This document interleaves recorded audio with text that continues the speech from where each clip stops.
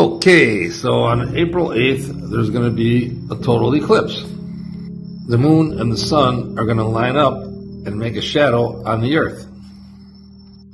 Now the shadow is going to cruise across the United States, something like this. The shadow should be approximately 115 miles across. Now let me show you why this is not possible on the heliocentric globe model as we are shown. Here's the best way to do it. Let's make a model. Okay, so here's our 6-inch globe, and I got it tilted like it would be 3 months after the winter solstice. Now, down here, 15 feet down, or 30 Earth lengths away, is a golf ball. Now, the Earth is a 6-inch globe, which is 8,000 miles across, and the moon is a quarter of the size, which would be 2,000 miles, which would be roughly 1.5 inches, which is real close to a golf ball size. So we have everything to scale right here. And down here is our sun. All right, so now let's cruise down here and see what our eclipse looks like. Okay, so here's our eclipse. Now the sun is prospectively the same size as the moon. So here's our eclipse right here, and then the moon's going to cruise on by, and the sun's going to pop out again. Let me zoom in and show you a little better this time. Okay, here's our eclipse, and then the moon is going to cruise on by again. Now let's compare our eclipse to some real eclipses. Looks like a match. So let's go back to our model. There's our moon, there's the sun down there. Now let's see what the shadow looks like out on the earth. Shut the light off. Now we're going to come down here and check it out. Now the shadow is way too big. It's covering the whole United States, all of Mexico, half of Canada. The shadow should only be 100 miles wide. It should look something like this. Now, why is the shadow way off? Let's see what NASA has to say about it.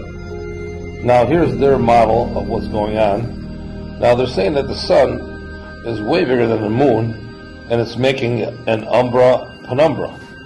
So it casts a tiny little shadow on the earth.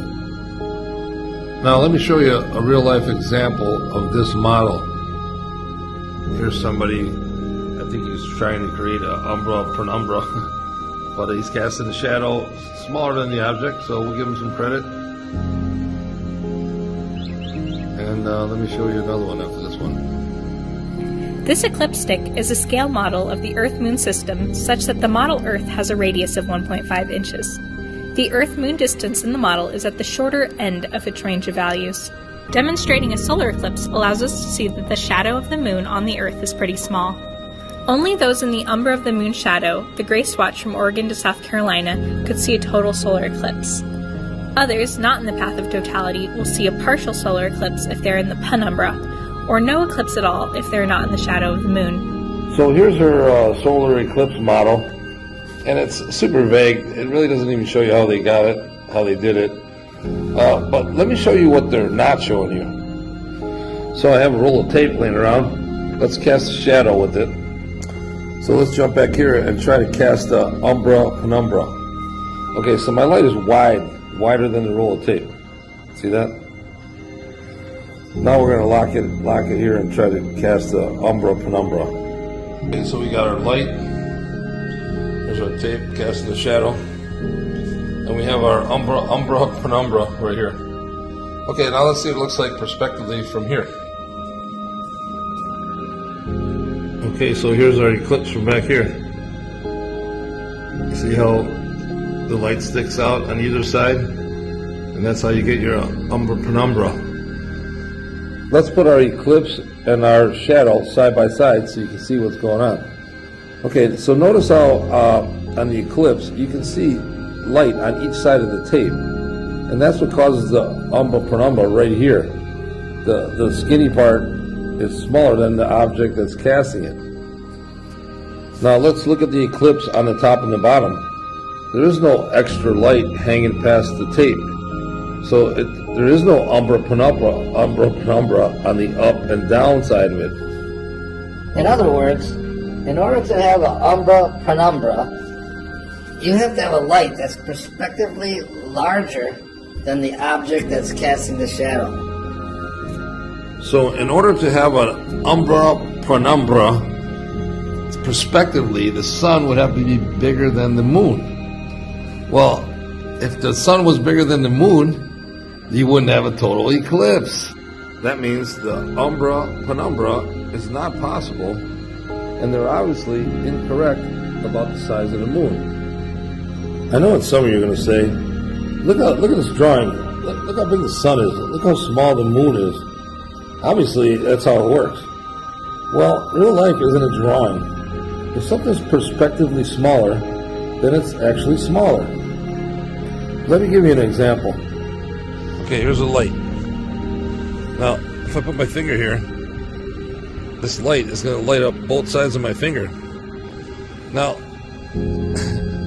across the lake is a street light that's way bigger than the light I just showed you. Now, with my finger, I can block that light. Guess what? It's not going to light up both sides of my finger. I don't care how bright it is.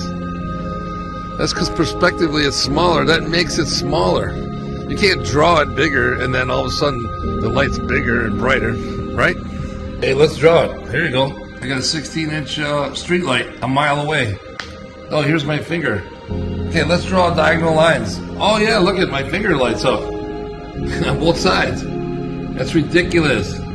Real life is not a drawing. Let me show you another example. Now here's the light 3 times bigger than the globe.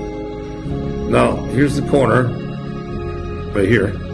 Now you can see around the corner. See? That's because the light is 3 times bigger than the Earth or the globe or the ball, so you can see around the corner. Now let's come down here. Now there's a solid equator line. Even though the light's bigger, because it's farther away, it's prospectively smaller. It can't shine around the corner. It's prospectively smaller. That means it is smaller. So as it sits, our eclipse model shows to be correct. That means the shadow on the Earth would be too big. So the moon, as stated in the globe model, is incorrect. The size is incorrect, or the distance is incorrect, or both. So the shadow on the Earth is 60% bigger than the golf ball. So that means if the shadow on the Earth is only 100 miles wide, then that means the moon can only be around 30 to 70 miles in diameter, which is way off from 2,000 miles in diameter. And another thing, how do we even know it's the moon? Like here's a 2017 eclipse. Do you see the moon anywhere? Something's blocking the sun, but do you see the moon anywhere? You think during the day, when a clear sky like this, you would see the moon, right? You think you would see the moon in the sky, and then it'd slide over and make an eclipse. Here's another video of the 2017 eclipse. Now, let's stop it right here. So the eclipse is happening right now. I don't see the moon. Do you see the moon? The sky looks pretty clear. I don't see the moon. Let's continue. Now, when you look through the lens, the moon, the sun is already being eclipsed. I mean, technically, how do we even know this is the moon that's doing this? How do we know it's the moon?